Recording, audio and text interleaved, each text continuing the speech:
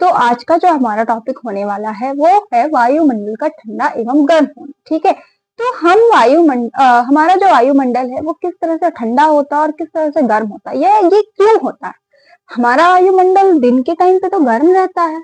ठीक है, हमारा वायुमंडल दिन में क्या होता है, गर्म होता है, जबकि रात में ठंडा हो जाता है।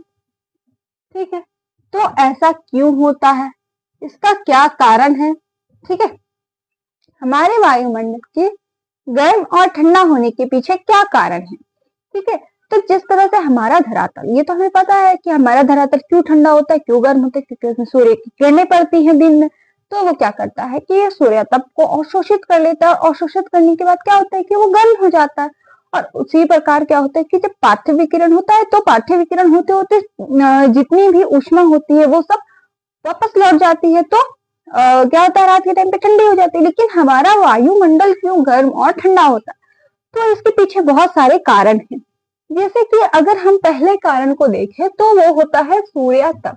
हालांकि सूर्य तप से उतना कोई खास फर्क नहीं पड़ता है हमारे वायुमंडल पे, क्योंकि ये जो सूर्य तप है, ये सूर्य तप हमारे धरातल को गर्म करने में ज्यादा रोल प्ले करता है। ठीक है, जबकि वायुमंडल में इसका कोई वैसा रोल नहीं कि हाँ वायुमंडल से होता हुआ आ रहा इस वजह से गर्म हो जाता, ऐसा नहीं होता है।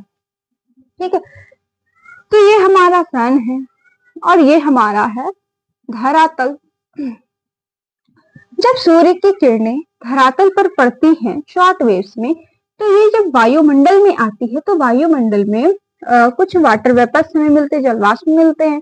ठीक है, कुछ गैस हमें मिलती है जैसे कार्बन डाइऑक्साइड और ओजोन। ठीक है, तो ये क्या करती है कि सूर्य की किरणों को अवशोषित कर लेती है। ठीक है, ये क्या करती है कि सूर्य की किरणों को अवशोषित करती है। उसके बाद फिर आता है बादल। बादलों में भी कि जो सूर्य की किरणें हैं वो अवशोषित हो जाती हैं। ठीक है, लेकिन इसका कोई खास फर्क नहीं पड़ता है, हमारे वायुमंडल में कुछ खास फर्क नजर नहीं आता है कि सूर्य तप की वजह से हमारा जो वायुमंडल है वो गर्म हो रहा है या ठंडा हो रहा है।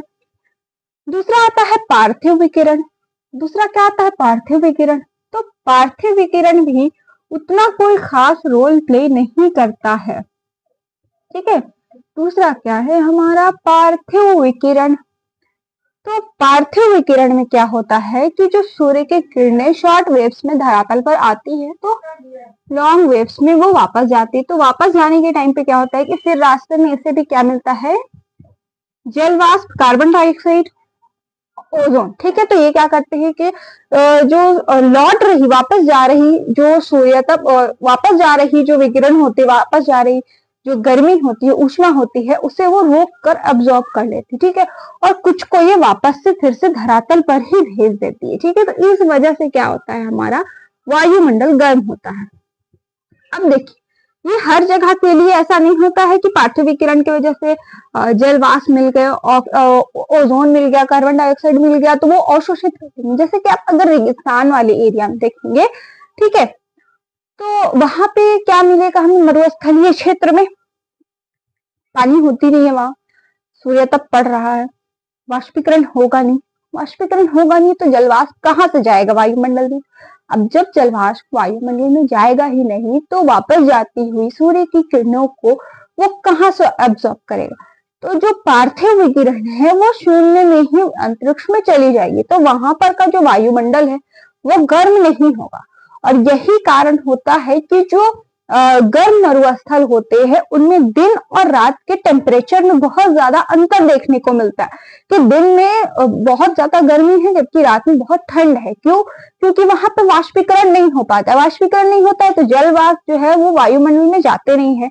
जलवाष्प जब वायुमंडल में होते नहीं है तो जो पार्थिव विकिरण होती है, वो विकिरण जो होता है वो शून्य में ही अंतरिक्ष में चला जाता है और वो वायुमंडल में रहता नहीं है। ठीक है, अब अगर आप देखें विषुवत रेखा में, तो विषुवत रेखा में सबसे अधिक तापमान होता है। क्यों, क्योंकि वहां क्योंकि वहां जो सूर्य की किरणें हैं वो सीधी पड़ती हैं।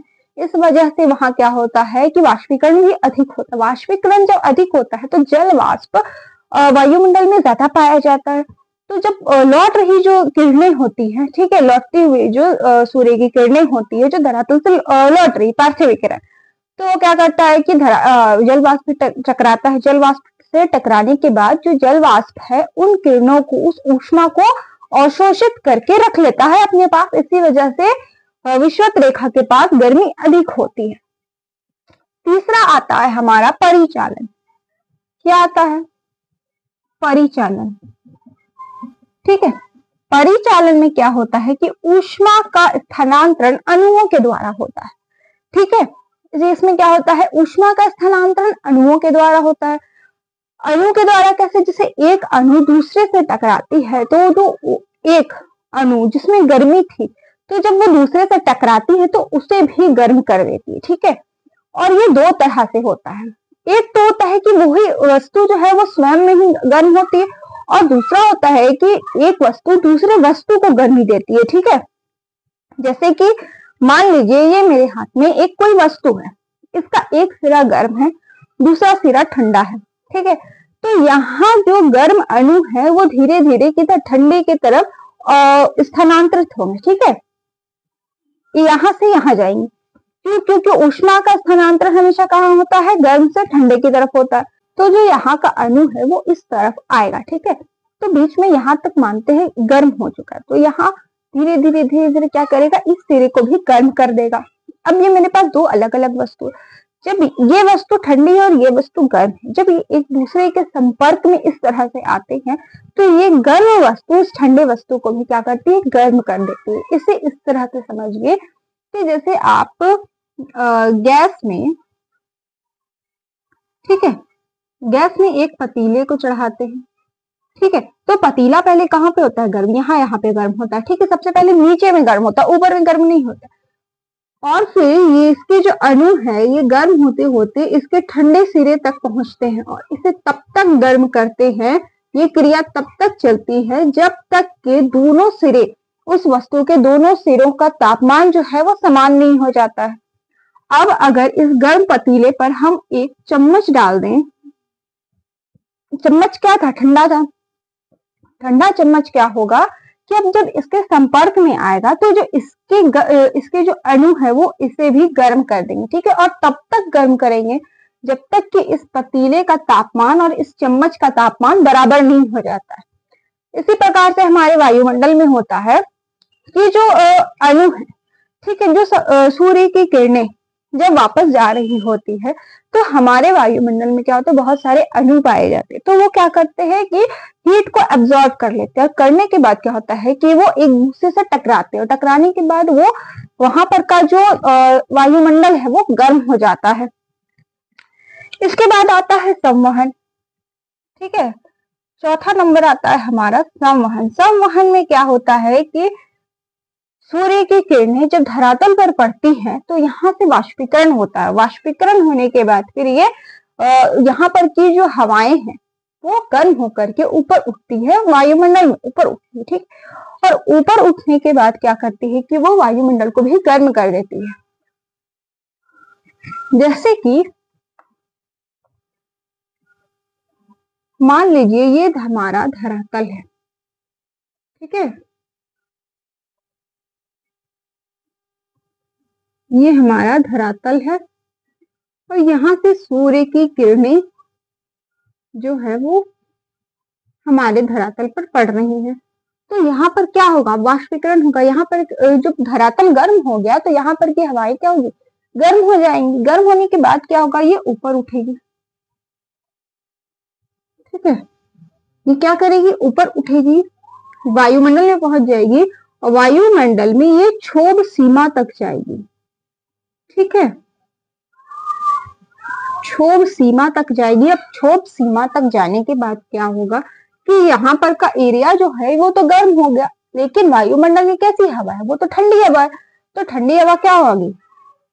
संवहन के बाद हवाएं जो है यहाँ गुप्त ऊष्मा के रूप में, जो हवाओं में जो गर्मी है, जो ऊष्मा है वो बाहर निकल जाएगी गुप्त ऊष्मा के रूप में। ठीक है, अब क्या होगा कि जब हवाएं ठंडी हो गई तो ये भारी होकर के नीचे आएंगे, धरातल पर वापस आएंगे, और ये प्रोसेस तब तक चलता रहेगा जब तक कि ये अपनी औशांक बिंदु पर नहीं पहुंच जाती। औशांक बिंदु मीन्स कि 0 डिग्री पर जब तक ये नहीं पहुंच जाती तब तक कि इसका यही जो साइकिल है ये चलता रहेगा, और इससे यहाँ पर बन जाता है कन्वेक्शन सेल।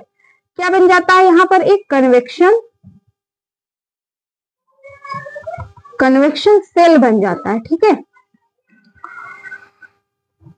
और इसे ही हम क्या कहते हैं, संवहन कहते हैं। और ये तब तक होता है, इसमें गर्म या ठंडा कैसे होता है, इसमें होता क्या है कि जब ये साइकिल चलता रहता है तो ऊष्मा का आविर्भाव हो जाता है। ठीक है, संवहन के कारण ऊष्मा का आविर्भाव हो जाता है, इस वजह से हमारा जो वायुमंडल है वो गर्म हो जाता है।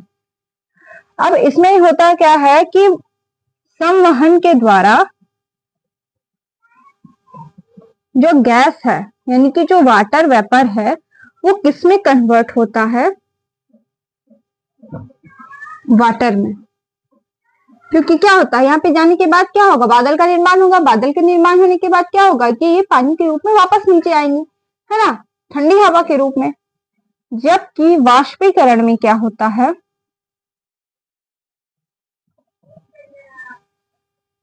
जो हमारा वाटर है वो किस में कन्वर्ट हो जाता है, गैस में कन्वर्ट हो जाता है। ठीक है, तो ये होता है संवहन, वाष्पीकरण, परिचालन, पार्थिव विकिरण और सूर्यातप। अब एक बहुत ही मेन टॉपिक आता है, बहुत इंपॉर्टेंट है, एडियाबेटिक के कारण वायुमंडल का गर्म या ठंडा होना, या एडियाबेटिक ताप परिवर्तन में क्या होता है। तो पहले इसे क्लीन कर लेते हैं, फिर हम समझते हैं कि ये एडियाबेटिक क्या है।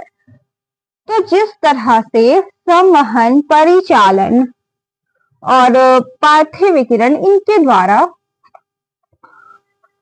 वायुमंडल गर्म और ठंडा होता है, वैसे ही बिल्कुल एडियाबेटिक के द्वारा भी वायुमंडल हमारा गर्म और ठंडा होता है। ठीक है, हवाएं जब गर्म होकर ऊपर उठती हैं तो वो क्या करती है कि अपनी गर्मी को बाहर निकाल देती है। ठीक है, इसे हम इस तरह से समझते हैं। पहले एक बार अच्छे से समझ लीजिए, फिर हम डायग्राम बनाकर देखेंगे। ठीक है, सूर्य की किरणें जब धरातल पर पड़ती हैं तो वहां पर का जो वायु होता है वो गर्म हो जाता है। ठीक है, वहां पर की हवाएं कैसी हो जाती, गर्म हो जाती। गर्म हवाएं एक दूसरे के पास होती है, ठीक है, सिकुड़ी हुई रहती है। ऊपर जाने के बाद गर्म हल्की हो गई है, वो ऊपर उठेगी। ऊपर जाते जाते वो क्या होती है, फैल जाती है। फैलने के बाद क्या होता है कि उसमें जो भी ऊष्मा होती है, वो जो भी ऊष्मा अपने साथ अवशोषित करके रखती है, वो बाहर निकल जाती है। बाहर निकलने के बाद वो हवाएं क्या होंगी, ठंडी हो जाएंगी। तो वो होता है एडियाबेटिक कूलिंग। अब जब वो हवाएं ठंडी हो गई तो संवहन के बाद क्या होगा कि वो हवाएं ठंडी होकर जब भारी हो जाएंगी, संवहन के बाद वो हवाएं ठंडी हो जाएंगी और भारी हो जाएंगी। तो भारी होने के बाद फिर वो नीचे आएंगे। ठीक है, तो फैली हुई थी, तो जब नीचे आएंगी तो वो सिकुड़ेंगी। ठीक है, तो सिकुड़ने के बाद उनमें फिर से गर्मी वापस आ जाएगी।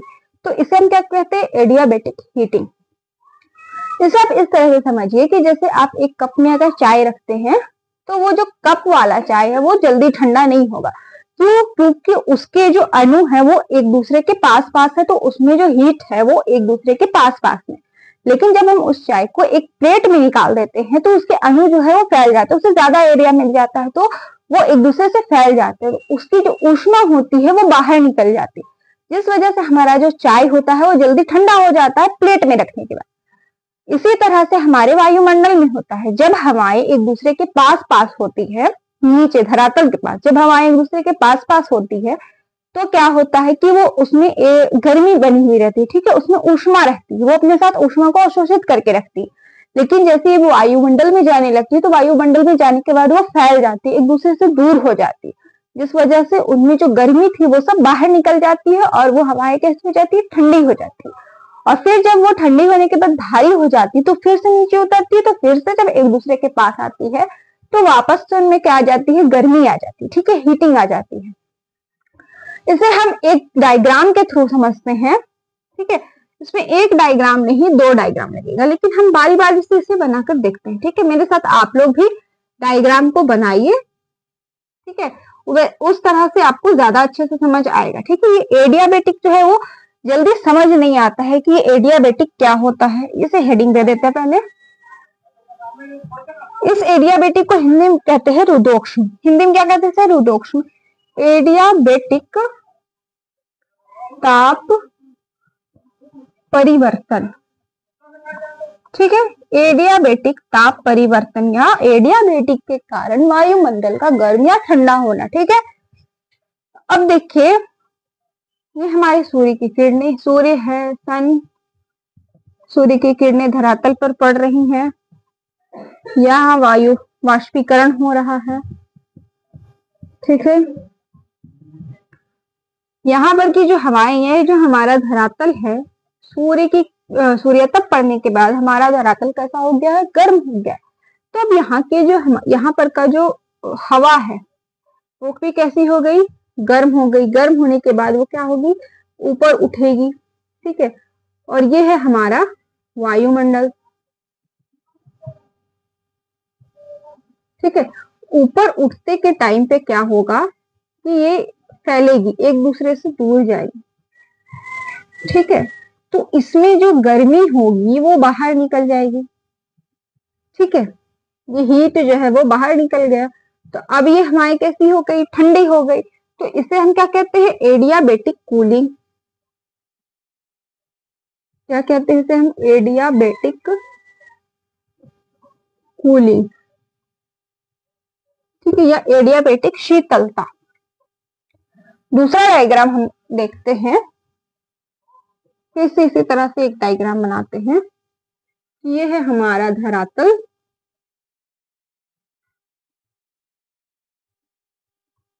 ठीक है, सूर्य की किरणें पड़ रही, अब ये नीचे आएंगी, ये ऊपर जाने वाली हवाएं थी, अब नीचे आने वाली हवाएं होंगी। ठीक है, तो ये हमारा वायुमंडल, वायुमंडल में यहाँ जब ऊपर जाएंगे, ठंडी हो गई तो क्या होता है, यहाँ पे संघनन होता है। ठीक है, तो संघनन के बाद जब ये ठंडी होकर के नीचे आएंगी तो क्या होगा, एक दूसरे के करीब आएंगी। ठीक है, और हीट जो है वो अपने साथ ले आएंगे। ठीक है, और यहाँ पे हीट क्या है, वो हमारा जो हवा है वो गर्म हो जाएगा यहाँ पर। ठीक है, एक दूसरे के पास पास आने की वजह से हमारा जो हवा है यहाँ पर का वो गर्म हो जाएगा, और इसे हम क्या कहते हैं, एडियाबेटिक हीटिंग। इसे हम क्या कहते हैं, एडियाबेटिक हीटिंग।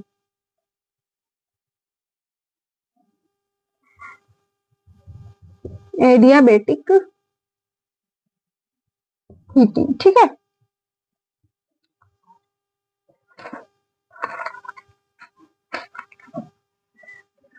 तो ये क्यों होता है, वायुमंडल, ये हमारा बादल है समझिए। ठीक है, ये क्या है, बादल, और यहाँ है एयर। ठीक है, ठंडी होने के बाद क्या होगा, नीचे आएंगी, ठंडी हो गई, हवाएं जब ऊपर उठती हैं, ठीक है, गर्म हवाएं जब ऊपर उठती है और एक दूसरे से दूर चली जाती, फैल जाती है, तो उसकी गर्मी बाहर निकल जाती है। इसे हम कहते हैं एडियाबेटिक कूलिंग। ठीक है, क्योंकि हवाएं कैसी हो गई, ठंडी हो गई। संवहन के बाद जब यहाँ पे बादल बना, फिर हवाएं कैसी हो गई, ठंडी हो गई। ठीक है, तो जब ये नीचे उतरेंगी, ठंडी होने के बाद भारी हो जाती है, तो भारी हवाएं जब नीचे उतरेंगी, तो नीचे उतरने के बाद क्या होगा कि ये एक दूसरे के पास पास आ जाएगी। पास पास आने के बाद क्या होगा कि गर्मी में वापस से लौट जाएगी। तो इसे हम कहते हैं एडियाबेटिक हीटिंग। ठीक है, जब एयर, ठीक है, up side, up vertical movement करता है, अप साइड मूवमेंट करता है, तो वो क्या होता है, फैल जाता है। ठीक है, और फैलने के बाद क्या करता है, टेम्परेचर को डिक्रीज कर देता है। क्या करता है, टेम्परेचर को डिक्रीज कर देता है, और इसे हम क्या कहते हैं, एडियाबेटिक कूलिंग। ठीक है, लेकिन यही एयर, यही हवा जब नीचे आती है, डाउन, वर्टिकल मूवमेंट करती है, डाउन वर्टिकल मूवमेंट करती है, तब ये क्या करती है, श्रिंक कहती है। ठीक है, सिकुड़ती है। तो टेम्परेचर को क्या करती है, बढ़ा देती है, इंक्रीज कर देती है। इसे हम क्या कहते हैं, एडियाबेटिक हीटिंग। ठीक है, हम क्या कहते हैं, एडियाबेटिक हीटिंग। तो आई होप आप लोगों को ये समझ आया होगा। अब देखिए ये जो एडियाबेटिक है यह दो प्रकार से होता है, एक आर्द्र एडियाबेटिक और दूसरा होता है शुष्क एडियाबेटिक। तो आर्द्र एडियाबेटिक क्या होता है कि जब धरातल से गर्म हवाएं ऊपर जाती हैं तो ये क्या करती है, इनमें ताप ह्रास दर जो होता है वो 10 डिग्री सेल्सियस प्रति 1000 मीटर होता है। ठीक है, कितना होता है, 10 डिग्री सेल्सियस प्रति 1000 मीटर होता है। तो इसे कहते हैं हम शुष्क एडियाबेटिक। ठीक है, लेकिन संघनन के बाद, ठीक है, संघनन के बाद बादल जब यही हवाएं ठंडी होकर नीचे धरातल पर आती हैं तो इनमें जो ताप ह्रास दर होता है वो क्या हो जाता है, 6.5 डिग्री सेल्सियस प्रति 1000 मीटर या 6 डिग्री होता है। एक मिनट,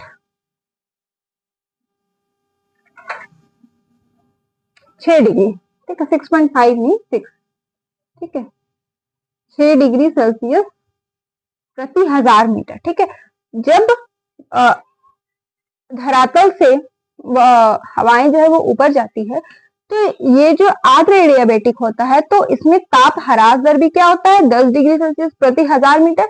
और जब ये वापस से नीचे आती है, संघनन नहीं होता है, ठीक है, तो जब ये वापस से नीचे आती है तो इनका ताप वृद्धि दर भी क्या होता है, 10 डिग्री सेल्सियस प्रति 1000 मीटर। लेकिन जब इन्हीं का संघनन हो जाता है तब इसका ताप ह्रास दर और ताप वृद्धि दर क्या हो जाता है, 6 डिग्री सेल्सियस प्रति 1000 मीटर। ठीक है, अब देखिए एडियाबेटिक दर क्या होता है और एडियाबेटिक दर कितने प्रकार का होता है।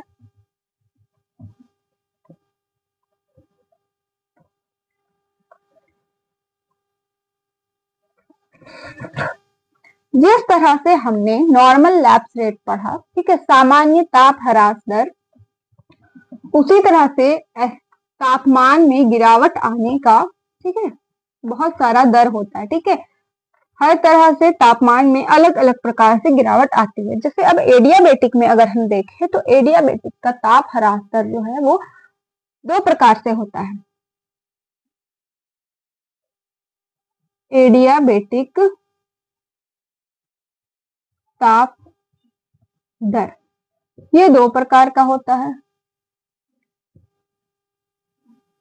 एक होता है DSLR, DALR, सॉरी, DALR और दूसरा होता है SALR। ठीक है, SALR dry adiabatic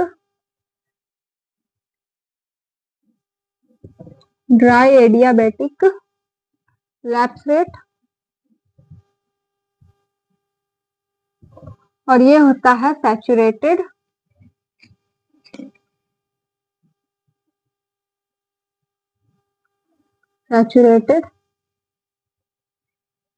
adiabatic lapse rate.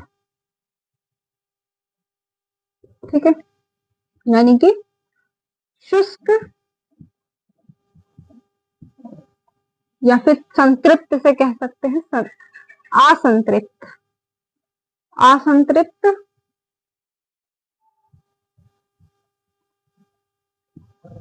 असंतृप्त adiabatic ह्रास दर।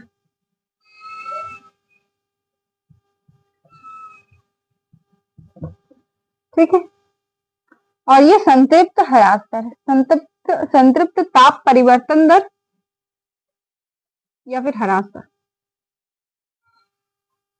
ताप परिवर्तन लिख देते हैं इसे।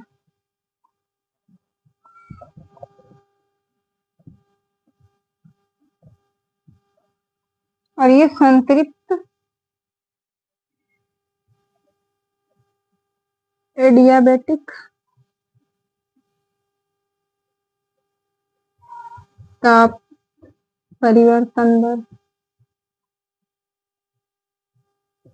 ठीक है, इसमें क्या होता है कि जो अनसैचुरेटेड एयर है, यानी कि जो असंतृप्त हवाएं हैं, अनसैचुरेटेड एयर जब वो ऊपर जाती है तो फैलती है और क्या कर देती है, हमारे वायुमंडल को ठंडी कर देती है। ठीक है, इसे हम क्या कहते हैं, एडियाबेटिक कूलिंग। ठीक है, लेकिन जब सैचुरेटेड इसका जो ताप ह्रास दर और ताप वृद्धि दर होता है वो होता है 10 डिग्री सेल्सियस प्रति 1000 मीटर या 1 डिग्री सेल्सियस प्रति 100 मीटर। इसका जो ताप ह्रास दर और ताप वृद्धि दर होता है वो होता है 6 डिग्री सेल्सियस प्रति 1000 मीटर या फिर 0.6 डिग्री सेल्सियस प्रति 100 मीटर। ठीक है, तो यही होता है एडियाबेटिक ताप दर। तो आई होप आप लोगों को आज का जो टॉपिक है वो क्लियर हुआ होगा। एक बार फिर से शुरू से रिवीजन कर लेते हैं कि हमने क्या क्या पढ़ा। तो आज हम पढ़ रहे थे वायुमंडल का गर्म और ठंडा होना, जिसमें हमने बहुत सारे कारणों को देखा, सूर्यतप को देखा, पार्थिव विकिरण, परिचालन, संवहन, और फिर हमने देखा एडियाबेटिक। ठीक है, एडियाबेटिक के भी दो प्रकार होते हैं, आर्द्र एडियाबेटिक और शुष्क एडियाबेटिक। और एडियाबेटिक ताप दर देखा। ठीक है, एडियाबेटिक ताप दर। ठीक है, तो आई होप आप लोगों को ये जो टॉपिक है ये क्लियर हुआ होगा। अगर इस टॉपिक से रिलेटेड कोई डाउट हो तो कमेंट सेक्शन में कमेंट करिए। तो आज की वीडियो के लिए बस इतना ही, मिलते हैं नेक्स्ट वीडियो में, तब तक टेक केयर।